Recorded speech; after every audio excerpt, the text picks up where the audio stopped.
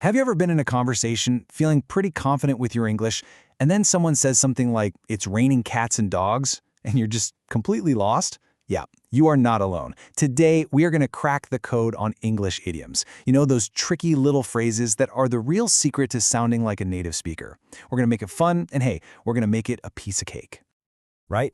You hear things like bite the bullet, and you're thinking, is something wrong with their teeth? Or someone tells you to break the ice at a party, and you're looking around for a hammer? It happens.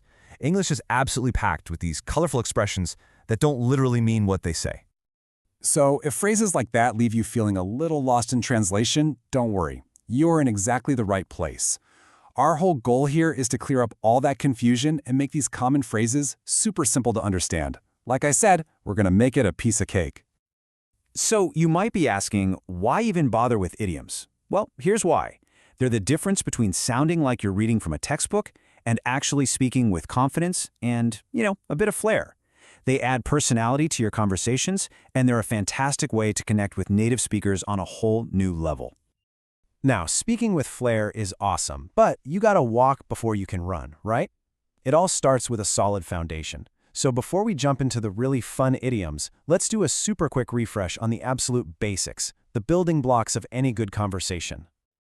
Of course, you know hello and good morning. But you know what? Never underestimate the power of a warm, have a nice day. It can seriously make a huge difference and leave a great impression. Okay, with that covered, let's get to the good stuff. All right, foundation is solid. Now it's time to add that splash of color we were talking about. Let's dive into 3 of the most common, most useful idioms you will hear all the time in everyday English.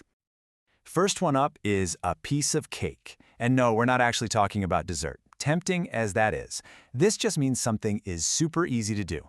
You might use it when you're talking about a test you totally aced or a project that was way simpler than you expected. And here's a perfect example of how you'd hear it. See? Instead of just saying, the exam was easy, using this idiom just makes your English sound so much more natural, so much more fluent. Okay, next up is one you'll definitely hear when people are talking about money. If something costs an arm and a leg, it means it's really, really expensive. It's kind of a dramatic way to talk about the price of a brand new car or that designer handbag you've been eyeing. Here we go, a perfect example. It just gets the point across so much better than saying, it's too expensive, right? It adds that little bit of drama and emphasis. And our last one for now is a phrase you'll hear everywhere, from the office to just chatting with friends. If someone says they're feeling under the weather, it's just a common, polite way to say that they're not feeling well, that they're a bit sick. This is a classic. It's a really common and polite way to explain you're sick when you're calling out of work or maybe canceling plans with a friend. It's just a little softer than saying I'm sick. You know, every language learner's journey is a little different, and it's often shaped by your first language. So just to show you what I mean, let's look at a few common traps for Russian speakers. And hey, even if you're not a Russian speaker, this is super useful because it really highlights those tricky little differences between languages. So, one of the biggest pitfalls for any language learner is something called false friends. These are words that look or sound similar in 2 languages but mean completely different things. For example, in Russian, aktualny means relevant or current, not actual, and sympatichny means nice or friendly, which is very different from sympathetic. Knowing these can save you from some really awkward moments. And those tiny little words can make such a big difference, can't they? Prepositions. In Russian, you might not need one after certain verbs, but in English, they are absolutely essential. It's always listen to music and wait for someone. And don't forget that little verb to be, like in he is my neighbor. Getting these small details right is totally key to sounding correct.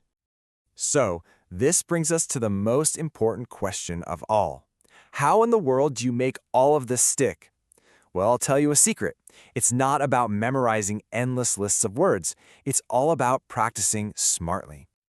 Come on, we've all been there, right? Trying to cram a huge list of vocabulary the night before a big test. But let's be real, that just doesn't work for long-term learning. The real key, the game changer, is active, consistent practice. So here it is, a super simple 3-step strategy to make any new phrase your own. First, you've got to understand what it means and see it used in context. Second, you have to practice it actively. Say it out loud, write it down, try to spot it when you're watching movies. And finally, and this is the most important step, use it. Try to make your own sentences. That's when you really start to own it. And the great news is there are so many awesome tools to help you do this. Language apps are fantastic for daily practice. Watching movies and TV shows helps you hear how idioms are used naturally.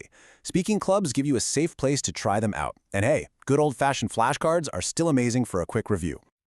And just like that, we're at the end of our explainer. We've talked about why idioms are so important, we learned a few really common ones, and we've gone over the best ways to actually practice them. So now, as the idiom goes, the ball is in your court. It's your turn to take all this and put it into action. So I'm going to leave you with a little challenge. What is one new phrase you learned today that you're going to try to use this week? Whether it's a piece of cake or feeling under the weather, just start small. I promise you'll be speaking with flair in no time. Happy learning!